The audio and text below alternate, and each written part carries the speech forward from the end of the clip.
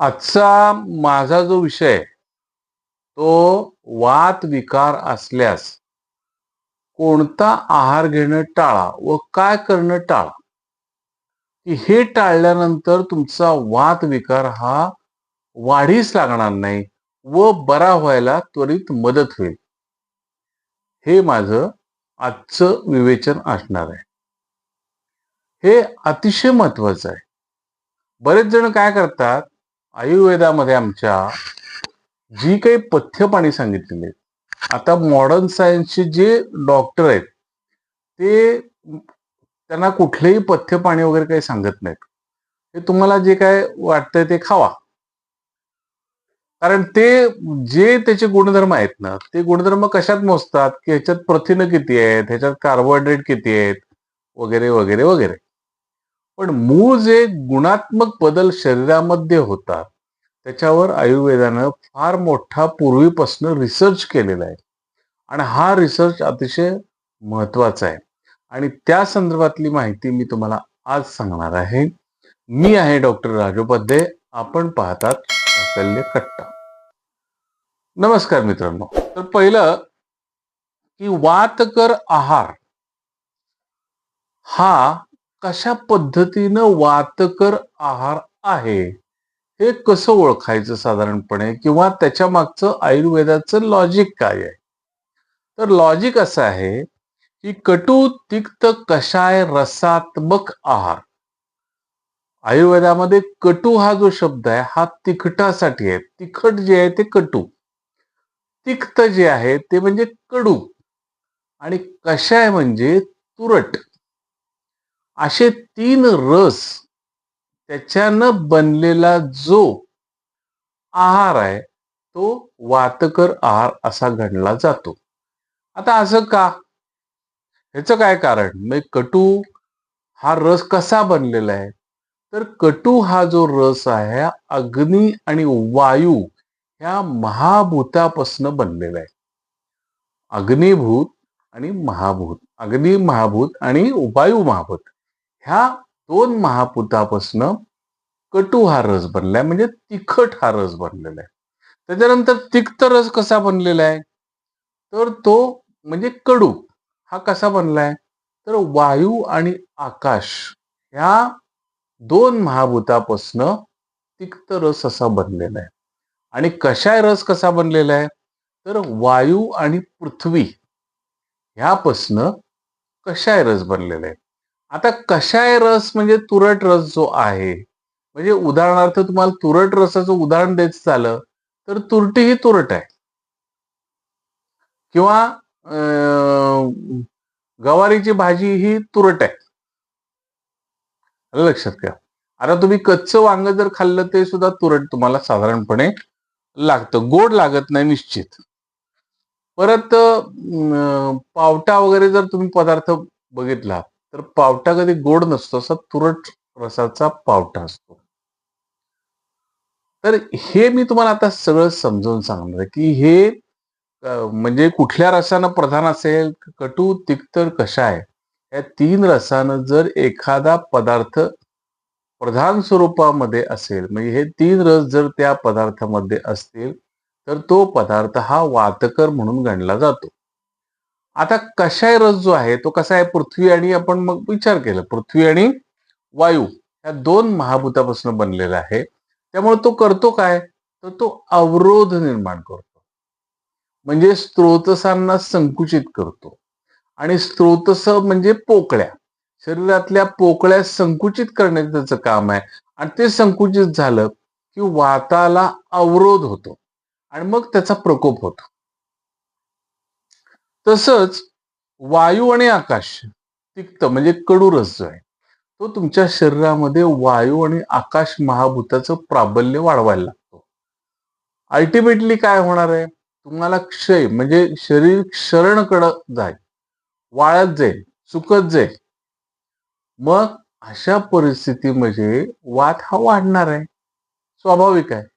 आणि त्याचबरोबर अग्नी आणि वायू म्हणजे कटू रस ज्याला म्हणजे तिखट रस जो आहे, ह्या तिखट रसामुळे सुद्धा तुमचा वात हा वाढणार आहे.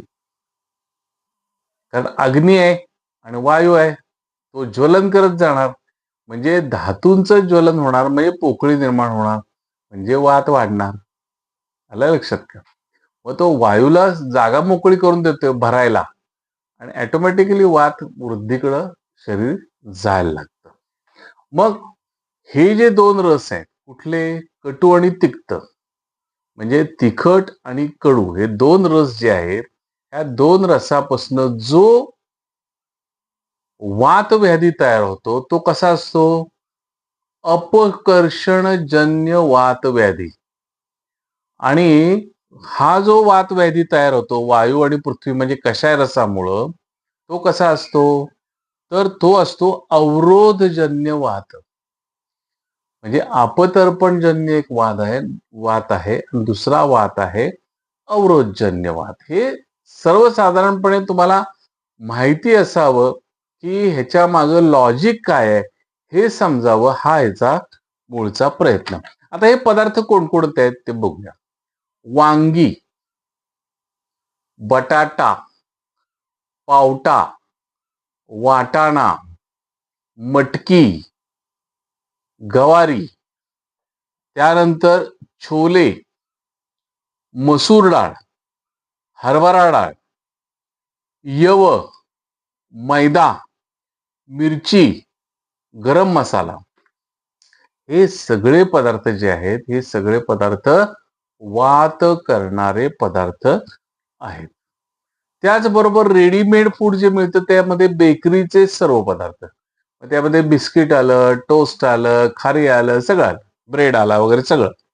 आणि इन्स्टंट फूड जे मिळतं, इन्स्टंट फूड ह्याच्यामध्ये जास्तीत जास्त तिखट, खारट हे रस वापरलेले आहेत.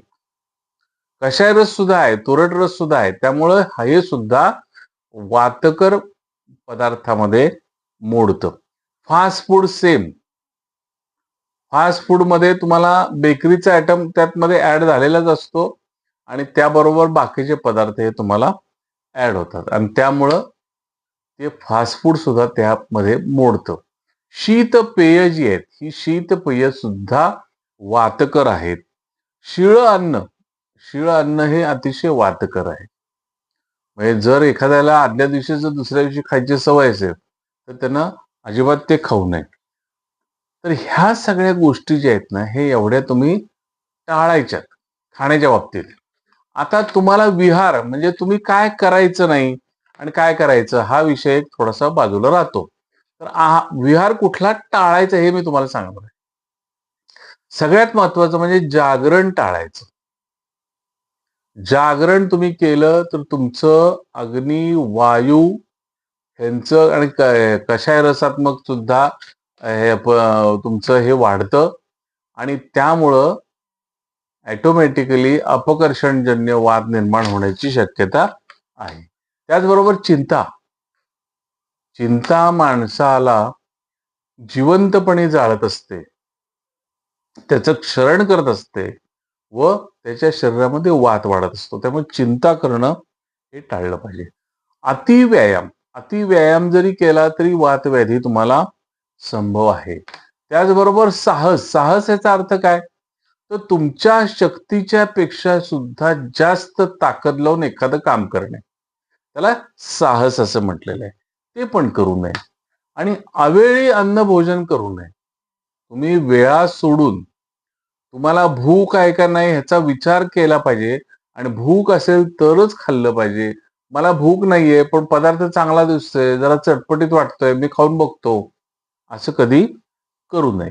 अति बोलणं. तुम्ही जर का अति बोलत असाल तर ते सुद्धा टाळा. अति प्रवास हे सुद्धा तुम्ही टाळा. अति प्रवासानं सुद्धा वातवृद्धी होते. विषमाशन याचा अर्थ आहे विरुद्ध अन्न. म्हणजे दूध आणि केळे एकत्र खाऊ नये, दूध मुगाची खिचडी एकत्र खाऊ नये, दूध मासे एकत्र खाऊ नये. हे जे सगळे पदार्थ सांगतोय मी हे विषम पदार्थ आहेत. हे गुणधर्म त्याचे विषम आहेत. त्यामुळे ते तुम्ही घेऊ नका. त्याचबरोबर गार वाऱ्याचं सेवन जास्त करणं. म्हणजे सारखा पंखा जर तुम्ही वापरला, पंख्यामुळे तुम्हाला वात विकार होण्याचा संभव जास्त आहे. शीत अन्न सेवन. अन्न हे शिळं मी मगाशी जे सांगितलं तेच, शिळं अन्न खायचं नाही. आणि विषय विषयाचा अर्थ असा आहे की जास्त तुम्ही संभोग केला, विषय सेवन जर जास्त केलं, विषयी क्रीडा जर जास्त केली, तर त्यामध्ये सुद्धा अतिशय वात वाढण्याचा संभव आहे. त्यामुळे ह्या सगळ्या गोष्टीतनं तुम्हाला एक कळतं का, की सम्यक योग पाहिजे. सगळ्या गोष्टी ह्या सम्यक पाहिजेत. अतियोग कुठल्याही गोष्टीचा योग्य नाही. मग हे रोज खायचेच नाहीत का? असंही नाही. सम्यकपणे त्याचा तुम्ही वापर करा. म्हणजे 6 रस जे सांगितले मधुर, आम्ल, लवण, कटू, तिक्त, कषाय. हे जे 6 रस सांगितलेले आहेत, ह्या षड्रसयुक्त तुमचा आहार पाहिजे व प्रत्येकाचं प्रमाण ठरलेलं पाहिजे. एकाच रसाचा आहार तुम्ही खाऊन फायदा होणार नाही. हाच ह्याचा मतितार्थ खऱ्या अर्थानं आहे.